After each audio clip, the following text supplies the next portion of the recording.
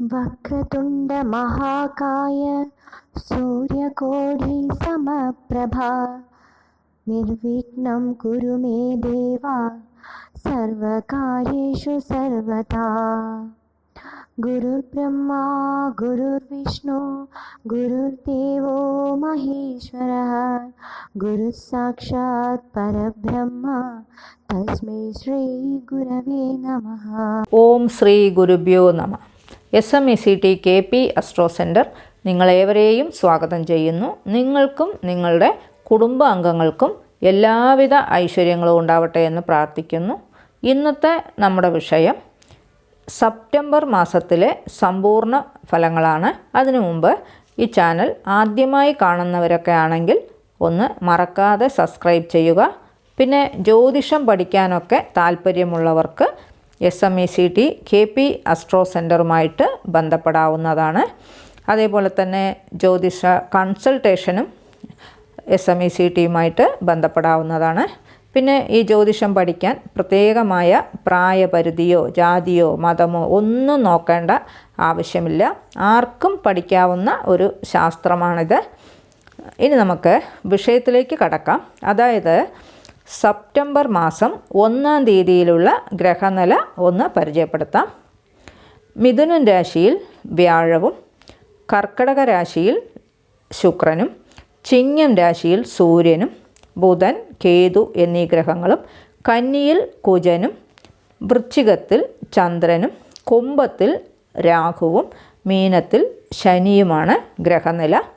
മാസമധ്യത്തിന് ശേഷം ശുക്രൻ ചിങ്ങരാശിയിലേക്കും സൂര്യനും ബുധനും കന്നിരാശിയിലേക്കും കുജൻ തുലാം രാശിയിലേക്കും സംക്രമിക്കും. ചന്ദ്രനാണെങ്കിൽ 2.25 ദിവസത്തിലൊരിക്കൽ തൊട്ടടുത്തുള്ള ഓരോ രാശികളിലേക്കായി സംക്രമിച്ചു കൊണ്ടിരിക്കും.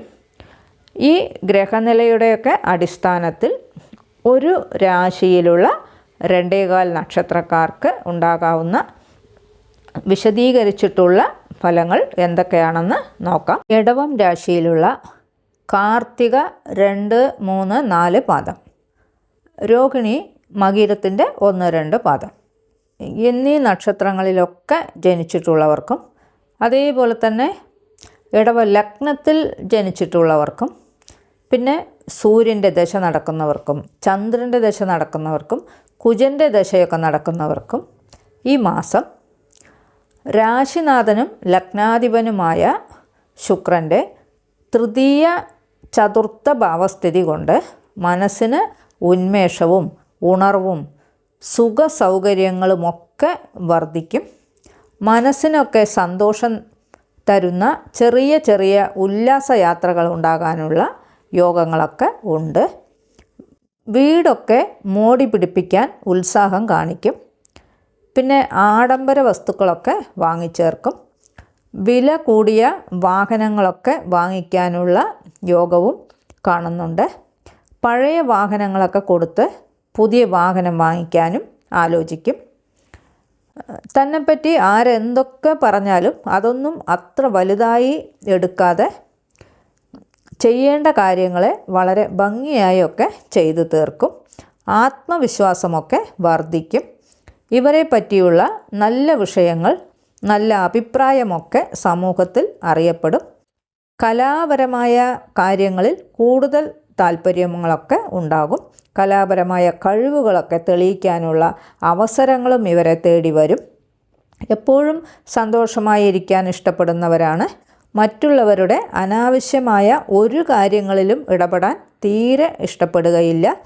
സാഹചര്യങ്ങൾക്ക് അനുസരിച്ച് എല്ലാ തരക്കാരോടും പഴകുന്ന ഒരു സ്വഭാവമൊക്കെ ഇവർക്കുണ്ട്.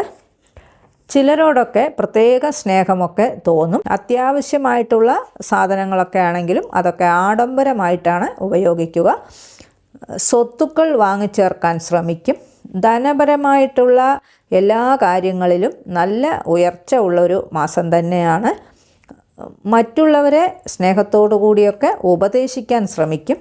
വളരെ സത്യസന്ധമായിട്ടേ സംസാരിക്കുകയുള്ളൂ. സംസാര രീതി കൊണ്ട് എല്ലാവരെയും സ്വാധീനിക്കാൻ ഇവർക്ക് പ്രത്യേക കഴിവുണ്ട്. ആവശ്യത്തിന് മാത്രം പണം ചെലവഴിക്കും. അനാവശ്യ ചെലവുകൾ ഉണ്ടാകാതിരിക്കാനൊക്കെ പ്രത്യേകം ശ്രദ്ധിക്കും. ബിസിനസ് പരമായിട്ട് നല്ല ഉയർച്ച ഉള്ള ഒരു മാസം തന്നെയാണ്. പല വിധത്തിലുള്ള ലാഭനേട്ടങ്ങൾ ഉണ്ടാകാനുള്ള യോഗങ്ങളും കാണുന്നുണ്ട്. വിദേശത്തൊക്കെ ജോലി ചെയ്യുന്നവർക്ക് ധനപരമായിട്ടുള്ള നല്ല നേട്ടങ്ങൾ ഉണ്ടാകാനുള്ള യോഗം ഉണ്ട്. ജോലിയിലൊക്കെ ഉയർച്ചയും പ്രതീക്ഷിക്കാം. കയറ്റുമതി ഇറക്കുമതി തൊഴിലൊക്കെ ചെയ്യുന്നവർക്ക് സമയം വളരെ അനുകൂലമായിട്ടാണ് കാണുന്നത്.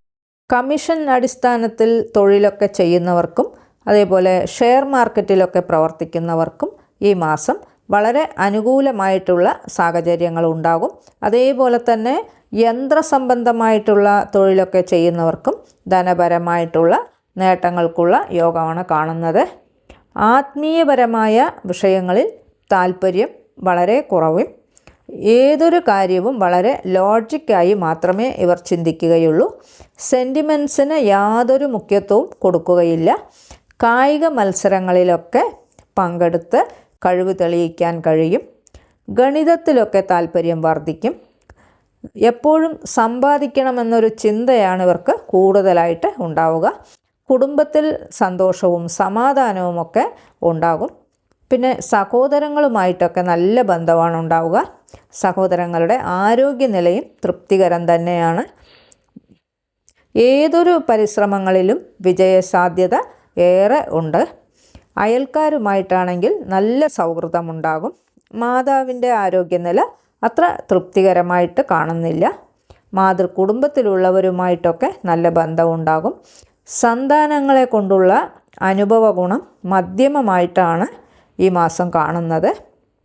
സന്താനങ്ങൾക്കായിട്ടുള്ള ചില ചിലവുകൾക്കുള്ള യോഗവും ഉണ്ട്. സന്താനങ്ങൾക്ക് അലർജി സംബന്ധമായിട്ടുള്ള രോഗങ്ങൾക്കുള്ള യോഗം ഉള്ളതുകൊണ്ട് പ്രത്യേകം ശ്രദ്ധിക്കുക. പിന്നെ കോടതി വഴക്ക് പ്രശ്നങ്ങളൊക്കെ ഉള്ളവർക്ക് അവയിലൊക്കെ അനുകൂലമായൊരു നിലപാടൊക്കെ ഉണ്ടാകും. ആരോഗ്യപരമായി പറയുകയാണെങ്കിൽ ഈ മാസം മധ്യമമായിട്ടാണ് കാണുന്നത്. രക്തദൂഷ്യം കൊണ്ടുള്ള പ്രശ്നങ്ങൾ, നീർക്കെട്ട്, ജലദോഷം എന്നിവയ്ക്കുള്ള യോഗമൊക്കെ കാണുന്നുണ്ട്. ഈ രാശി ലഗ്നത്തിലുള്ള വിവാഹപ്രായക്കാർക്ക് വിവാഹത്തിന് സമയം വളരെ അനുകൂലം തന്നെയാണ്. ദമ്പതികൾ തമ്മിലുള്ള ഐക്യതയൊക്കെ ഉണ്ടാകും.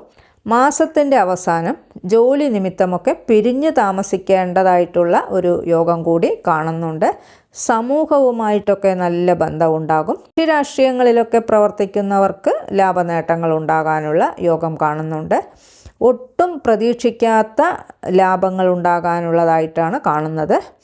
പിതാവിൻ്റെ ആരോഗ്യനില തൃപ്തികരം തന്നെയാണ്. പിതൃകുടുംബത്തിലുള്ളവരുമായിട്ടാണെങ്കിൽ നല്ല ബന്ധമുണ്ടാകും. പിതാവിൻ്റെ ആരോഗ്യനില അത്ര തൃപ്തികരമായി കാണുന്നില്ല. ശ്രദ്ധിക്കുക.